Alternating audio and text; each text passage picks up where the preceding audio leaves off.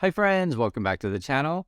And this is your daily news. So headlines, Charles Schwab deposits shrink as broker pauses planned buybacks. And it's interesting because when you take a look at this, you're going to get a couple messages from here. One is obviously you can see people are pulling money out of places like Charles Schwab, and then also to the company itself, or bank I should say, is pausing their buybacks. Now, if you ask Charles Schwab directly, and this is sort of another headline, Schwab leaders say firm can withstand storm after deposit drain, right? They're going to say, yes, we acknowledge it's a fact that money's coming out, but we're okay, right? We're going to be fine. And one thing that I always, say to you guys is take a look at what people do, not what they say. So they say everything's fine, but yet they're pausing buybacks and money's coming out. I do think there's going to be pressure on these kind of banks. It is undoubtedly unfortunate. I mentioned before, I prefer actually like a Charles Schwab or a smaller bank than to the, big banks, mostly because I think you get better service and also too, fees are lower. However, to be fair, I completely understand if you're, really big money, meaning like you're a company and you want to make payroll and you want to make sure you can pay your rent, you want to make sure, your money is accessible and you're just, not going to be concerned. I get that, right? You want to just put your money over like a JP Morgan, something like that. And you're not worried because essentially people are going to put their put their money somewhere in some bank. And so the bigger you go, the more safer you're going to be. And it sort of leaves these smaller bankers at risk, essentially. You can take a look at how the stock has performed this year. It's down about 30-some%. It was up a little bit today because they beat estimates, but I do think the deposit concerns are certainly worrying for these kind of banks. The big one today that was the loser was State Street. So they're roughly flat on the year, but I think it was down like 10% today as I checked it.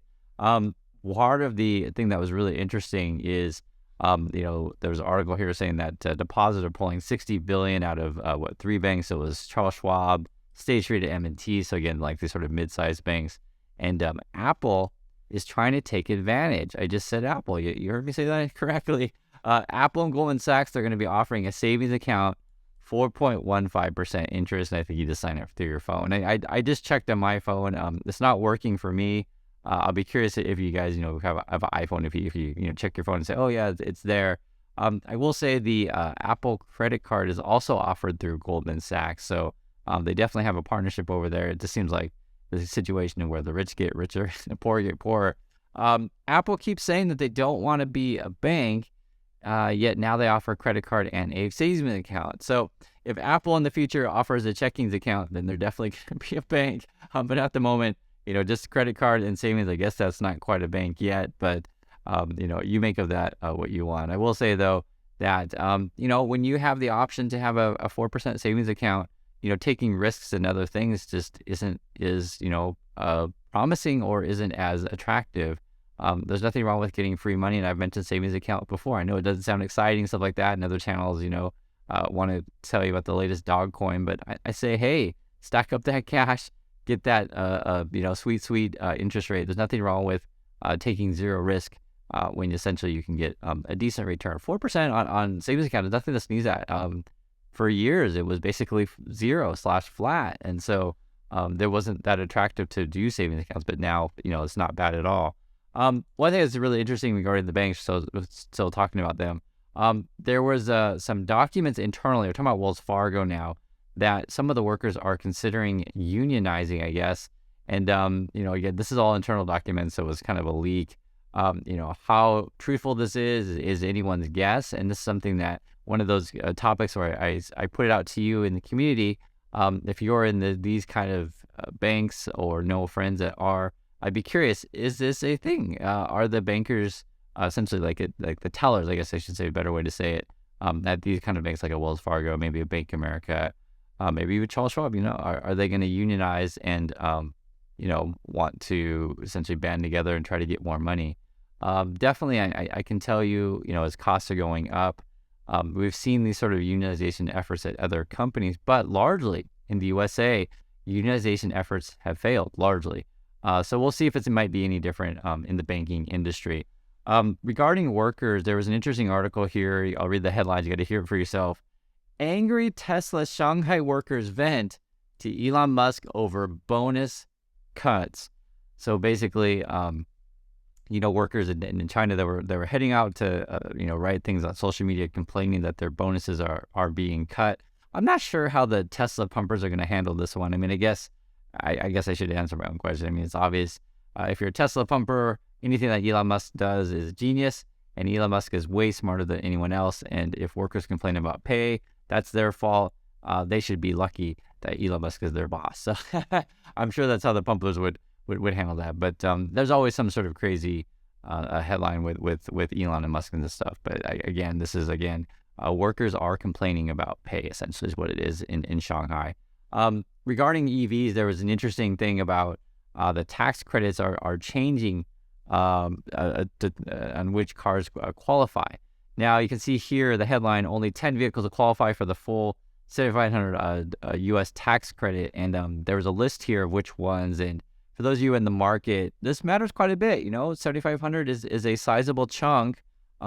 Roughly around 7 to 10% of the cost. So the 10 that do qualify, I'll go over the list, and if you guys are interested in one of these, please write in the comments. So you got the Chrysler Pacifica, the Ford Lightning, the Lincoln Aviator, and the Chevrolet Bolt, Cadillac Lyric. I don't even know what that one is, to be frank.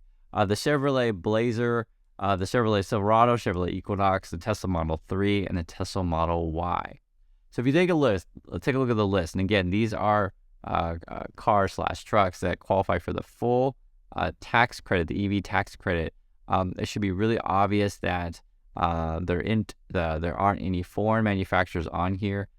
We have tracked this story for a while, actually, and I can just tell you, I'm here in Korea, and the Korean manufacturers were pretty ticked off by sort of the change in legislation. The basic gist of it is that you needed to have union workers, and you also needed to have U.S. sourcing.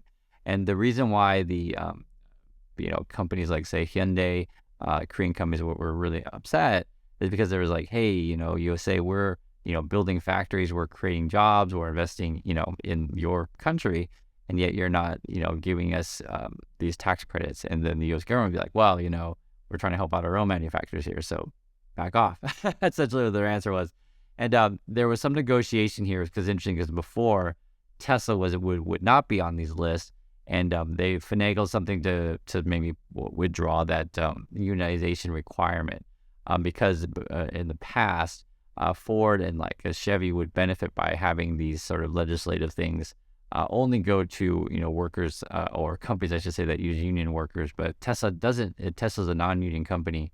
So they think they figured out a way to get part of that legislation in their favor. The other one that was an interesting one was the whole sourcing thing. Evidently, Tesla's still on the list, because my understanding was that Tesla was also finagling with the legislation to figure out how to, essentially work the sourcing requirements so that they can keep them on the list. Again, guys, these kind of things are largely political on, which companies qualify and which ones don't. Volkswagen is reported that they got a car, I think this is the ID4, that there may be, be able to get on this list in the future. That's sort of what they're going for. And then, you can see here, I mean, again, there's no foreign manufacturers on here. Toyota's not in here as well, which I think is a big one. So this is may or may not help the American car manufacturers, and just sharing you guys a list with you. If we take a look at the other stuff that's going on in the market today, it was very noticeable. The treasury yields are spiking in the short term. So your 3-month and your 6-month are both above 5%, right?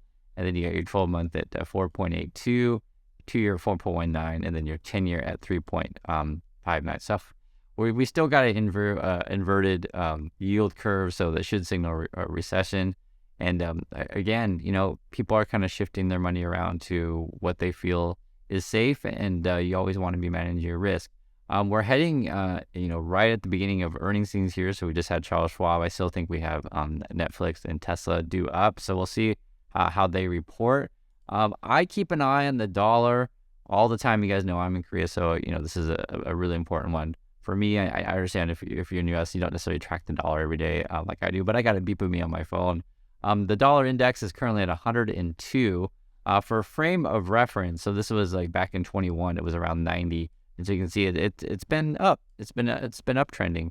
The last was a couple of years, but it's actually been a long uptrend since I don't want to say around 2009. It's just been kind of a slow, steady turn up, and I've been holding here. So we'll see what the dollar does. I know there's a lot of Bitcoin people out there that say dollar is no good. I myself, I'm cool with dollars. I can use dollars to buy food and anything that I want, really. um, However, to be fair, Bitcoin has been a great trade the last few months. If you got in around November, January, you nearly doubled your money. However, today Bitcoin is dipping under 30,000. It's currently trading at 29.4 or around 29.5. So we'll see what Bitcoin does. I'm not into this stuff myself, but I do look at it and talk about it with you guys because there's always interested in what this thing is doing. And yes, it is interesting to talk about it. One of the big stories actually today as well, you probably will hear about this one in the headlines. So the IMF is saying in terms of the next 5 years, much of the world's growth is going to be China. And they have this really interesting chart here. So Bloomberg put this out there, but it's using the IMF data. So China will be 22% of the world's growth. This is projection. So again, this is like the next 5 years. So I always say this with a grain of salt, but it is interesting to look at. But followed then by India and the United States. So I think this is really interesting because the reason why it matters is you'll hear a lot about this BRICS stuff. So this is, I believe it's, Brazil, Russia, India, and China is like this coalition. And, people do occasionally ask me in the comments, what do I think about, the Chinese yuan? Is this BRICS stuff going to be, a thing? And it might be. I can't predict the future on that. I will say, though, that the U.S. is not thrilled about having their dominance challenged by other powers. It's not like hard to see. I mean, you guys know this, the Cold War was all about essentially, U.S. and Russia. And we're kind of in a soft Cold War with China, a lot of tough talk, military buildup, these kind of things, and, who we're allying with. At the moment, a country like China just wants to make money and try to do business with everyone. And this is essentially a threat to the USA, because the USA is like, that has always been our role, to try to do business with everyone. And you have these two conflicting ideologies. And one of the big ones, and I'm just telling you guys, I used to live in China, I used to teach in China, is sort of just how do you treat humans? And I think that's a big difference in ideology. I understand there's people out there that may complain about things in USA, this kind of stuff, but I'm just telling you guys, if you live in China, the internet is not free. That is a huge, huge, huge difference. And this is something that will always side with the USA. Like just right now, I can make YouTube videos. I can say whatever I want.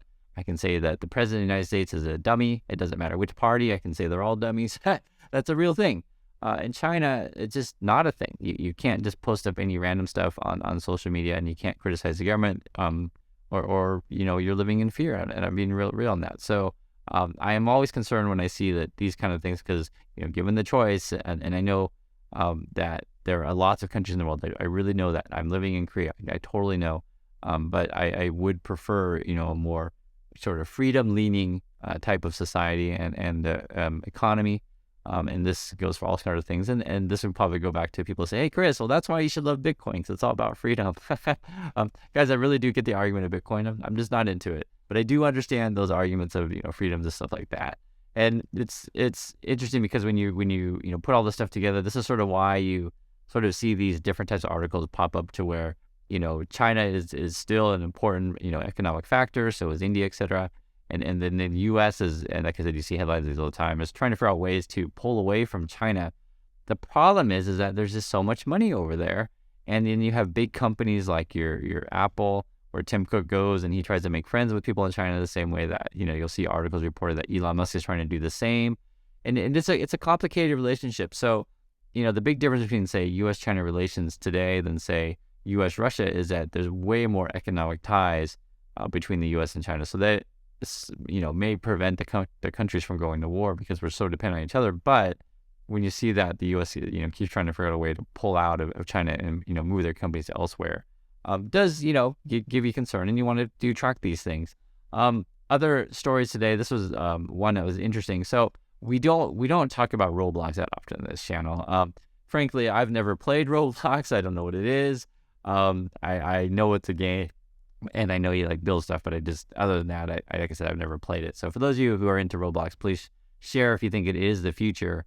I remember this was one of sort of those big metaverse stocks. It's kind of the hype thing, and it's down 12% today because the basic gist of it is the company reported their users are increasing, but essentially the amount of money that people are spending on the game is kind of flattening out. But people do still spend money on games like this. And I think, these kind of companies, ones that were, hyped in the past, that everything was, going to be metaverse in the future like that, has definitely slowed. Because when your discretionary spending goes down, this is one of the first things that you cut. Like, given the choice, I'm probably going to, pay my rent. I'm probably going to eat food. I'm probably going to pay for energy. And, whether or not I'm going to be building a virtual, castle in, or something like a Roblox, that may be something I don't necessarily need as one of the first things to go. Now, whether or not like something like, say, a Netflix is going to stick around in a tougher economy, we're going to see. They're going to be reporting earnings. It's always fun to track that. So love to hear your thoughts of any one of these stories that we talked about today. I shared mine. Love to hear yours as well. Thanks for watching, and I'll catch you next video.